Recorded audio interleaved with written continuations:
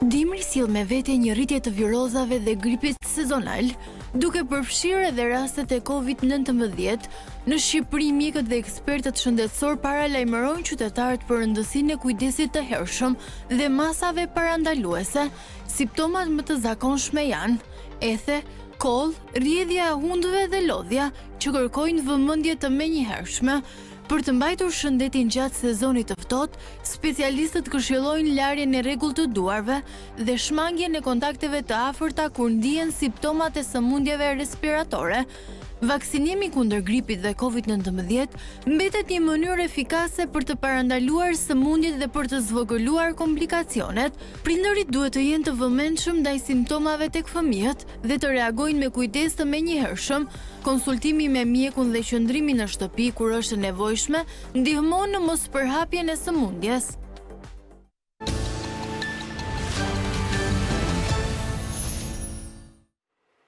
Jemi në zemër të dimrit, në fakt dhe shqetësimi më i madh i prindërve që kanë të vegjël, por dhe atyre që kujdesen për moshën e tretë janë sëmundjet dimrore. Pikërisht për të folur për këtë gjë, kam në lidhje të drejtë për drejtë doktoreshën Aurora Dollenberg, të cilës ju uroj mirëseardhjen për herë të parë në programin Mirëmëngjes Shqipëri. Mirë se na erdhët.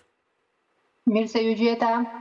Është kënaqësi që të kam në këtë lidhje të drejtë për drejtë doktoresh për të kuptuar pak nga ju si profesioniste e fushës, cilat janë sëmundjet më të zakonshme dimrore, virozat, sëmundjet respiratore apo ka ndonjë gjë që ne ende nuk e dimë?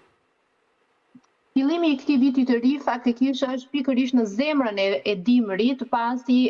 në muajin e janarit po fillojnë të kapim shifrat më të larta që kemi pasur deri tani për gripin, për koronën dhe për gjitha infeksionet e tjera respiratore. Ka filluar faktikisht në Amerikë më shumë se sa 90% të pacientëve që kanë pasur grip kanë pasur variantin më të fundit të këtij që është varianti K, ndërsa në Europë, përfshirë këtu dhe Shqipërinë, varianti K i gripit i kalon më shumë se 50% të rasteve të prekura nga influenza. 30% të infektuarve momentalisht që mbushin urgjencat janë faktikisht me korona, por dhe për ne si mjek urgjence nuk përbën kjo tashmë një problem, sepse edhe korona po futet në lehtësinë nga simptomat që ai sjell si kundër dhe gripi, dhe pjesa tjetër, një 20% që fundit i takon viruseve të tjera respiratore. E kuptoj, do me thënë, doktoresha, ne sot nuk duhet të shqetësohemi më për virusin e Covid-it dhe për variantet e tij, por duhet të shqetësohemi më shumë për virozat e stinës, siç është gripi dhe ky varianti K? Shumë saktë. Pra, tani më është gripi ai që është ndruar në një rrezik, sidomos për moshën fëminore dhe për ata që janë mbi 65 vjeç e sipër, sepse gripi po sjell momentalisht më shumë komplikacione shëndetësore, më shumë shtrime nëpër spitale dhe një rritje të numrit të mortalitetit, pra vdekshmërisë nga gripi, krahasuar me, mund ta quajmë, konkurrentët e tij siç është korona ose me infeksionet e tjera respiratore. Prandaj dhe gripi për momentin, sidomos për prindrit shqiptar, është alarmi kryesor ku ne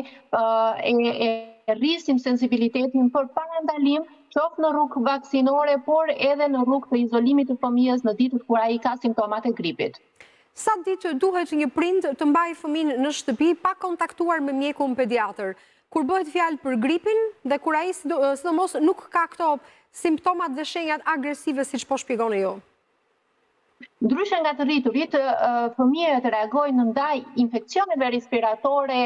me anë të viruseve, përfshirë këtu dhe gripit, edhe me temperaturë. Pra të rriturit nuk shfillojnë temperaturë tek viruset, vetëm tek bakterjet dhe japim antibiotik siç e dim. Ndërsa tek viruset siç është dhe gripi, ne nuk japim asnjëherë antibiotik, prandaj dhe tendenca e prindrit mos të jetë të shkojnë direkt në farmaci dhe të marrin antibiotik, por me të vërtetë, siç e thatë ju, të shkojnë tek mjeku pediatër, sepse temperaturat e larta mbi 38.5 janë shumë të rrezikshme, siç e dim, janë konvulsionet epileptike, rreziku kryesor kur truri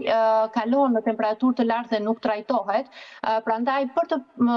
diferencuar me cilin infekcion kemi të bëj, është e rëndësishme që në raste të caktuara të rënda, ku temperatura nuk bie, ku gjendja e përgjithshme e fëmijës rëndohet nga dita në ditë me anë të temperaturës, ai humbet dhe shumë lëngje, dhe urgjencat kryesore tek fëmijët vijnë pikërisht nga humbja e shpejtë e lëngjeve. nga masa e tyre e vogël trupore dhe sipërfaqja e madhe që ka lëkura. Kjo bën që fëmijët zakonisht kur kanë një grip i cili komplikohet përfundojnë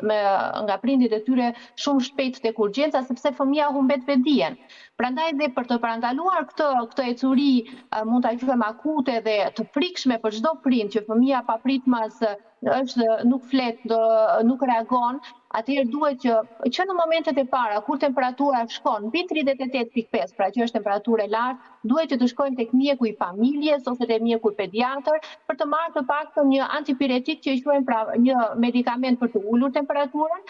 Në rastet e caktuara jepet edhe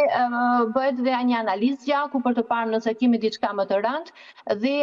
ulja në kohë e temperaturës parandalon pasaj që fëmia të përfundojë me medikamente më të rënda siç mund të jetë antibiotiku se vjen dhe bakteriet. Pra, është e rëndësishme sidomos tek fëmijët që në momentet e para të reagojmë, trajtojmë simptomat, i japim lëngjet e caktuara dhe në rast se nuk kemi përmirësim pas 3 ditësh maksimalisht duhet të shkojmë tek mjeku pediatër. E kuptoj, pra duhet të presim të paktën 48 orë nëse simptomat dhe sidomos temperatura është e menaxhueshme dhe organizohet të lehtë prindi në shtëpi për ta menaxhuar temperaturën. Dhe nëse kjo temperaturë nëse nuk bie pas 48 orësh duhet patjetër të kontaktohet një mjek pediatër. Por zakonisht ndodh që virozat mund të ndodh nga përvoja, mund ta them këtë gjë, si nën që e kam kaluar një periudhë me fëmijë të vogël dhe në kushte të vështira temperaturash. Besoj dhe ju jeni mjekë dhe e dini shumë mirë që në ditën e parë fëmijët mund të bëjnë një temperaturë më të lartë se sa 38.5, e cila mund të jetë konsistente gjatë ditës. A duhet prindrit të nxitojnë drejt mjekut pediatër apo duhet të presin? Sepse është kjo frika e prindërve të rinj që është nata përpara, vështirësia gjithmonë. Në qoftë se temperatura është konstante e rritur, pavarësisht se japim paracetamol ose japim ibuprofen në formën e lëngjeve siç japim tek fëmijët, atëherë kjo është një shenjë që në fillimet e saj që nuk kemi të bëjmë me një grip të lehtë, me një infekcion të lehtë viral, por me viruse akoma dhe më të vështira dhe të rralla siç e përmendët juve për shembull frutin. Rubeolën, lin, pra janë shumë infekcione fëminore të cilat, siç e dim të gjithë, janë të parandalueshme që nga lindja dhe deri në moshën 12 vjeçare me anë të vaksinave. Tu është një temë shumë e madhe me të cilën diskutojmë jo pak para disa ditësh kemi pasur pacient nga Shqipëria që me të vërtetë edhe vetë mjekët ndonjëherë fusin prindrit në dyshim që në qoftë se u shfaqet një dëmtim i trurit ose që kanë autizme në forma shumë të rënda që dhe i pyesin nëse ka marrë vaksinën e MMR-s, pra të rubeolës, të frutit dhe të shtypave. Dhe në qoftë se përgjigjja e prindërve është jo, atëherë edhe vetë mjekët i japin atë ndjesinë që kanë fajin prindrit që nuk e kanë dhënë këtë vaksinë sepse mund të shkaktonte autizëm. Këtë lloj dyshimi ne e kemi hequr prej shumë dekadash me anë të studimeve shumë të detajuara nga shumë universitete të njohura që fruti dhe autizmi nuk kanë asnjë lidhje me njëra tjetrën, por aman e dim që fruti është një virus, sikundër edhe gripi në raste të caktuara, te fëmijë të caktuar, që mund të shkaktojnë prekjen të cipave të trurit, pra meningite dhe dëmtimet neurologjike të nervave, dhe prandaj kemi në ditët e sotme fëmijë që janë 5-6 vjeçar që nuk e kanë bërë frutin para 5 vjetëve dhe kur e kanë kaluar këtë temperaturë të lartë, siç po tregoni dhe ju, në ato momente fëmia kalon, bën kriza epileptike, kemi dëmtime të cypave të trurit dhe për fatin e keq kemi shumë fëmijë që kemi të paralizuar dhe në karrocë ose që nuk lëvizin fare, ushqehen nga prindit e tyre, pikërisht se është neglizhuar nga frika marrja e vaksinave që janë me detyrim në të gjithë Europën, siç është mund të jetë ajo e frutit, e gripit, pra është një vaksinë që takojnë protokolleve standarde, sepse janë vaksina të sigurta. E kuptoj. Doktoresha, megjithatë në Shqipëri ka një debat për çështjen e vaksinave, nuk mund ta fsheh këtë gjë dhe besoj jo vetëm në Shqipëri, por dhe në vende të tjera ka patur raste të raportuara nga Instituti i Shëndetit Publik për 3 fëmijë të konstatuar me fruthe gjatë dhjetorit të vitit të 2025 dhe po qëmtohen kontaktet që fëmijët kanë patur. Sa e rëndësishëm është mbulimi me vaksina i fëmijëve? Që prindrit ta kuptojnë këtë gjë. Fruthi është me të vërtet një ndër rreziqet më të mëdha nëse do ta quajmë për moshën fëminore, sepse me minuta përhapet fruthi me anë të atyre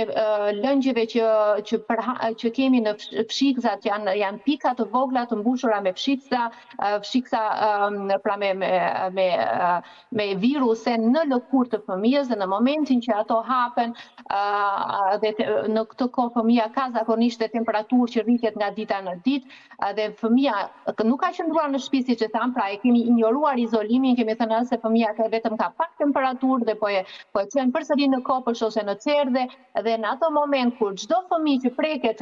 dhe e dim shumë që kontakti me disa fëmijëve është i pakontrollueshëm, prandaj dhe një fëmijë infektuar me frukt që nuk qëndron në shtëpi, që ka pak temperaturë të rritur, ai infekton me minuta, brenda 6 minutave të paktën 90% të fëmijëve të tjerë, dhe siç e thatë ju vetë, prindërit shqiptar është skepticizmi ndaj vaksinave në përgjithësi, por sidomos asaj të frutit, duke bërë që mos ta japim dozat e para të vaksinave që në lindje. Këtu në Gjermani ne japim, që kur fëmia lind japim dozat e para të hepatitit, të pra protokolli i vaksinave në Gjermani thotë që doza e MMR-s e vaksinës së frutit jepet që në momentin që fëmia lind në Gjermani. Ndërsa në Shqipëri kryhet kur fëmia është 12 muajsh. Eksakt, që në maternitet, pikërisht, dhe kjo është problemi kryesor, që në maternitet kur nëna lind fëmijës i jepet dozat e para të vaksinës, nëna e nënshkruan patjetër sepse prindit duhet të jenë gjithmonë të gatshëm për fëmijën e tyre. Dhe kjo diferencë kohore me gjithmonë me mentalitetin ta lëmë dhe pak që fëmia të rritet që ta përballojë vaksinën më mirë, kjo bën që në këtë dritarën kohore 0 muaj që ku lind fëmia deri në moshën 6 mujore, ato mund ta quajmë një letër e bardhë që nuk kanë asnjë antitrup mbrojtës dhe çdo kontakt qoftë me të rritur, por sidomos me të vegjël, fëmijë të tjerë të cilët janë me frut ose me infeksione të tjera virale, ata infektohen dhe patjetër që e kalojnë temperaturën e lartë, po të kenë fat të keq kalojnë dhe me epilepsira dhe me dëmtime të trurit, disa të tjerë, pra më shumë se 60% e kalojnë fruthin pa dëmtime fare dhe me infekcion të lehtë duke krijuar një imunitet natyral. Tani pyetja është, atë që e prek fruthi dhe ka dhe dëmtime, siç ka qenë një nën shqiptar që ka ardhur në Gjermani për ndihmë para disa ditësh për një fëmijë që me të vërtetë ishte i paralizuar, sik nuk e kishte për fruthin në 6 mujorshin e parë, dhe në këtë 6 mujorsh aty kishte kapur fruthi, kishte patur temperaturë të lartë dhe akoma pas kaq vitesh nëna vuan dhe me ndjenjën e faj që pse nuk e kishte bërë. Prandaj atë që e prek fruthi, edhe pse themi që është vetëm një 35% që kanë komplikacione, të dyja mund të themi që nuk ka nën që do thoshte që mirë bëra që nuk e dhash sepse kisha pak frikë, apo më mirë që të jemi në anën e shkencës dhe të japin që në maternitet lejon të jepen vaksinat që janë me detyrim faktikisht në gjithë Europën. E kuptoj. Tani do të kthehemi sërish tek viroza dhe dallimi mes tyre dhe sëmundjeve respiratore tek të rriturit. Kur një i rritur duhet ta kuptojë që ka një virozë gripi apo ka një sëmundje respiratore që mund të ketë prekur bronket apo mushkrit e tij? Cilat janë simptomat që e bëjnë këtë dallim? Sikundër dhe tek fëmijët, edhe tek mosha adulte, infeksionet virale prezantohen gjithmonë me simptoma të përgjithshme që nuk ka një shenjë shumë karakteristike. Sidomos varianti i fundit i gripit K ka një shenjë mund ta quajmë pak më ndryshe nga korona ose infeksionet e tjera që është kolla e thatë, e cila zgjat më shumë se sa një javë. Është një shenjë shumë karakteristike e cila ndonjëherë neglizhohet sepse mendojmë që ka ikur infeksioni, por qëndron kjo kollë e thatë për kaq shumë ditë, kështu që në rastet e adultëve është e rëndësishme që pas një jave që nuk kanë përmirësim të dukshëm dhe zhdukje të gjitha simptomave të infeksionit gripal, ose mund të jetë edhe një koronë, atëherë duhet të merret gjaku, duhet të bëhet një grafi, sidomos te kjo kolla e thatë që tham, një grafi të mushkrive për të diferencuar në bazë të vlerave të inflamacionit që qenë pra të infeksionit në gjak, nëse kemi të bëjmë me infekcion bakterial, që edhe ai mund të jetë i fshehur në formën e një gripi, apo kemi të bëjmë thjesht me një infekcion viral, dhe nëse është viral, të shikojmë nëse është gripa apo jo, përsëri me anë të vlerave të gjakut, sepse me anë të shenjave klinike, që qoftë temperatura e lartë, lodhja, kthutja, dhimbja e kokës dhe të kyçeve, të gjitha këto simptoma janë të përgjithshme dhe pjesa më e madhe e viruseve prezantohen me këto simptoma. Prandaj tek adultët kemi mundësinë diagnostike pak më të gjerë se sa tek tek fëmijët dhe diferencimin mund ta bëjmë 100% me anë të testit të PCR-s që përdoret qoftë për gripin, qoftë edhe për koronën. Trajtimi është simptomatik, pra nuk kemi një medikament specifik siç kanë bakteriet që kanë antibiotikum, tek viruset ne bëjmë trajtimin vetëm të temperaturës së lartë me anë të uljes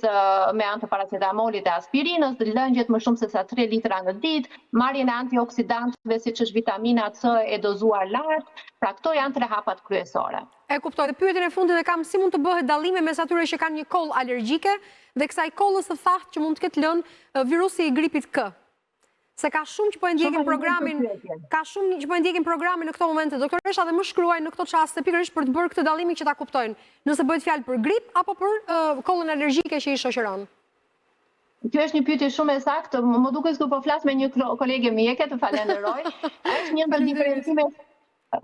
kryesore që është e vërteta, sepse është koha ajo që e bën diferencimin. Nëse na vjen një pacient dhe thotë që doktoresha unë kam prej disa muajsh probleme me një koll të thatë, atëherë jemi të sigurt që nuk kemi të bëjmë me një infekcion, por kemi të bëjmë me një alergji, sepse alergjia është permanente, nuk zhduket. Ndërkohë që përgjigjja e këtij pacientëve që po pse nuk është infekcion, sepse po të kemi infekcion 3 muaj rresht, me siguri do kishim komplikacione shumë të rënda ndërkohë dhe do ishim shtruar tashmë në spital me pneumoni e të tjera. Prandaj nuk ka infekcione që zgjasin muaj të tëra, vetëm me ditë. Nëse kemi të bëjmë me një infekcion viral si është gripi ose korona, kolla duhet të zgjasë maksimalisht 1 javë, 2 javë. Më tepër nuk lejohet sepse nuk ka lidhje me infekcionin. Kur bëhet fjalë për një koll pothuajse kronike, atëherë duhet të bëjmë testet e alergjisë, të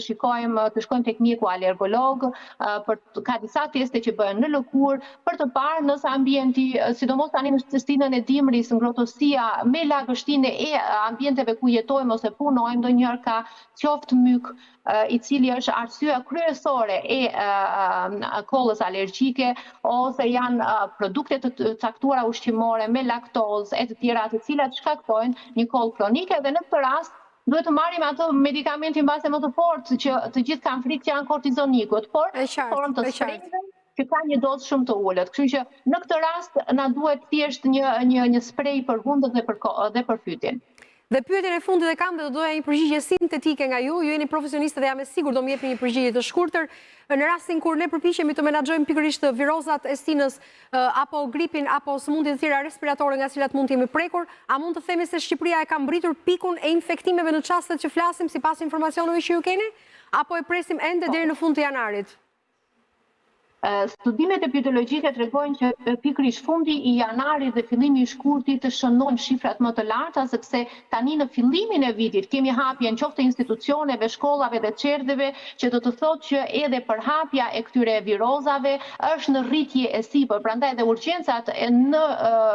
Shqipëri, si kundër dhe këtu në Gjermani, ka filluar tani të mbimbushen dhe për fatin e keq në javët që vijojnë duhet të rrisim gatishmërinë për të mbrojtur qoftë edhe me ato maskat e bezdishme, qoftë edhe me disinfektimin e duarve dhe të sipërfaqeve të punës ose kapin fëmijët për të disinfektuar, për t'i vrarë të gjitha këto viruset, qoftë të koronës, qoftë të gripit, sepse për fatin e keq tendenca është në rritje dhe urgjencat më të mëdha do i shikojmë në fund të këtij muaji. E kuptoj. Doktoresha, ju uroj një ditë të mbarë dhe një vit të mbarë 2026, meqense jeni ndër të ftuarit të parë në këto 14 ditë që ka hyrë janari, dhe faleminderit për kontributin tuaj sot në programin Mirëmëngjes Shqipëri në Radio Televizionin Shqiptar.